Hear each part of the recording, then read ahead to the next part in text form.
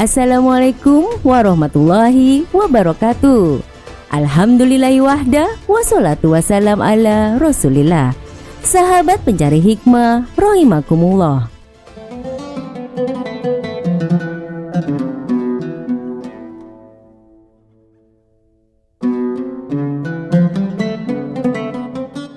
Allah Subhanahu wa Ta'ala berfirman dalam Quran Surat Al-Hajj ayat 18, yang artinya, apakah kamu tiada mengetahui bahwa kepada Allah bersujud siapa yang ada di langit, di bumi, matahari, bulan, bintang, gunung, pohon-pohonan, binatang-binatang yang melata, dan sebagian besar manusia, dan banyak di antara manusia yang lain yang telah ditetapkan azab atasnya.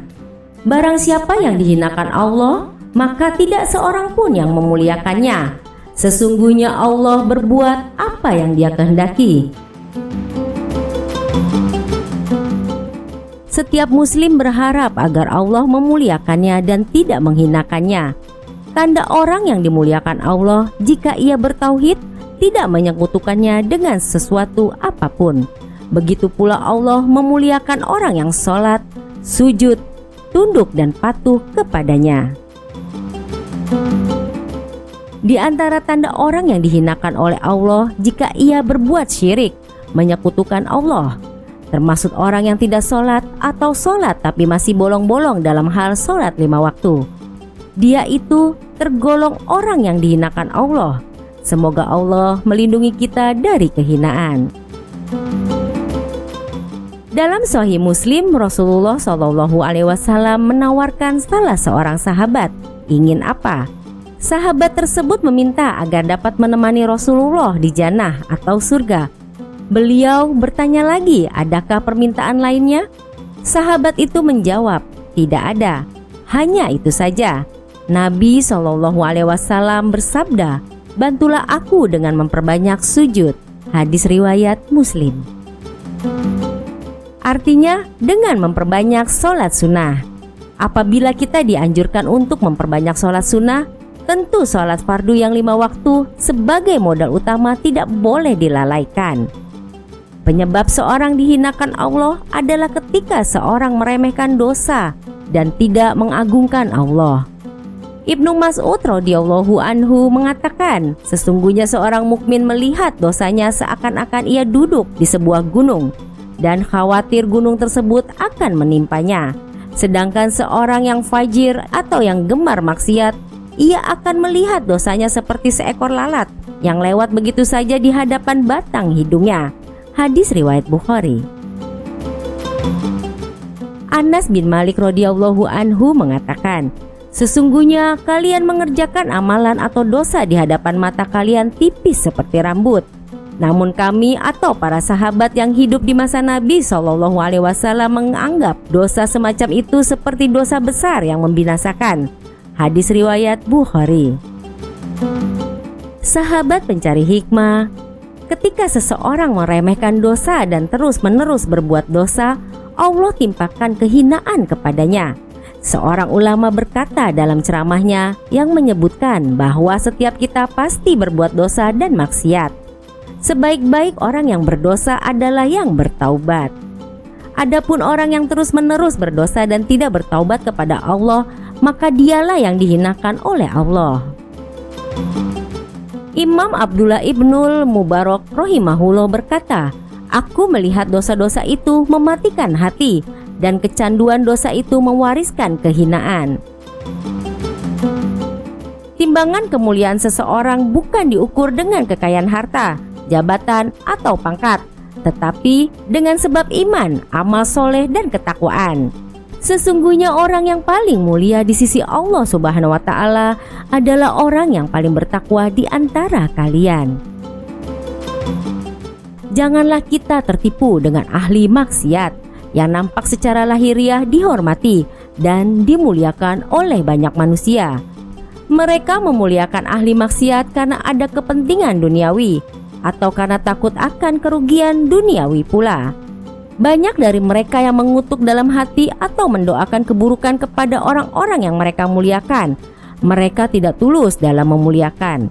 Ketika orang-orang yang dimuliakan itu lengser atau bangkrut atau sudah pensiun, maka banyak dari mereka dihinakan oleh orang-orang terdekatnya. Imam Ibnul Jauzi rahimahullah berkata dalam kitabnya Saidul Khatir, boleh jadi seseorang dihinakan di masa tuanya sampai orang-orang merasa kasihan kepadanya. Orang tua itu tidak menyadari bahwa hal itu akibat kelalaiannya di masa muda terhadap hak Allah Ta'ala. Ketika Anda sedang menerima hukuman atau musibah, ketahuilah bahwa hal tersebut disebabkan dosa dan maksiat. Ya Allah, janganlah Engkau jadikan musibah kami karena murka-Mu dan azab-Mu, tapi karena rahmat-Mu dan teguran-Mu kepada kami, agar kami kembali dan bertaubat kepadamu. Amin ya Rabbal Alamin. Sahabat pencari hikmah rahimakumullah, seorang syekh dari Madinah berkata, tanda penghinaan Allah kepada hambanya jika ia tidak mendapatkan taufik darinya dan terhalang dari ketaatan. Tanda orang yang dimuliakan Allah jika ia mendapatkan taufiknya dan kemudahan untuk melakukan berbagai amal ketaatan. Janganlah kita menyombongkan diri dan menolak kebenaran yang ada kepada kita.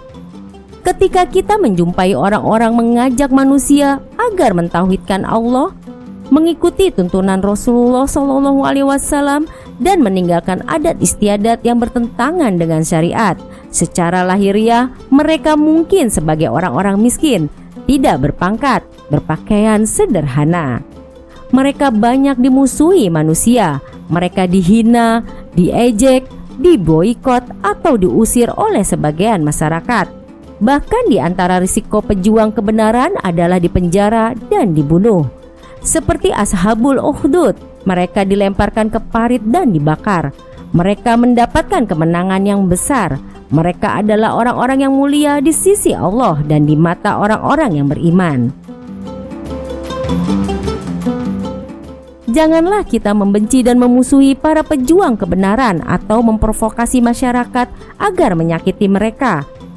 Takutlah dengan pembalasan Allah. Jika mereka bersalah, tegurlah mereka dengan cara baik-baik. Jika mereka menyakiti kita, balaslah dengan yang lebih baik. Kita semua masih terus berproses yang insya Allah ke arah yang lebih baik. Bagi kalian yang sedang melakukan ketaatan tapi ditentang oleh sebagian masyarakat, janganlah bersedih. Kuatkanlah kesabaran dan janganlah mengikuti arus yang salah, meskipun itu menggiurkan dan memikatmu. Kemuliaan adalah dengan istiqomah di jalan kebenaran.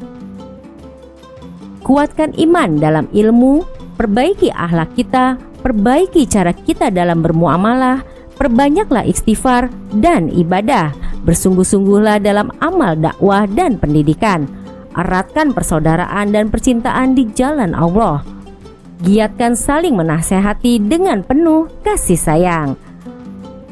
Luruskan niat karena Allah dan utamakanlah akhirat dari dunia. Ketika kita mendapatkan perlakuan dari sebagian orang yang terkesan mereka merendahkan dan menghinakan kita, janganlah berprasangka buruk kepada mereka. Bersihkanlah hati kita. Janganlah punya sifat minder. Jangan memendam dendam. Hendaklah selalu bersangka baik, selalu memaklumi dan memaafkan kesalahan orang lain. Bersikaplah satria dan tidak gengsi untuk meminta maaf meskipun kita tidak bersalah, apalagi jika kita bersalah sedikit atau banyak.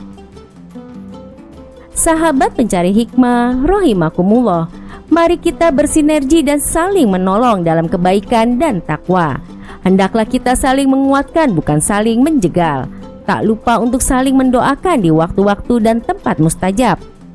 Kemuliaan untuk umat Islam di ambang pintu, insya Allah.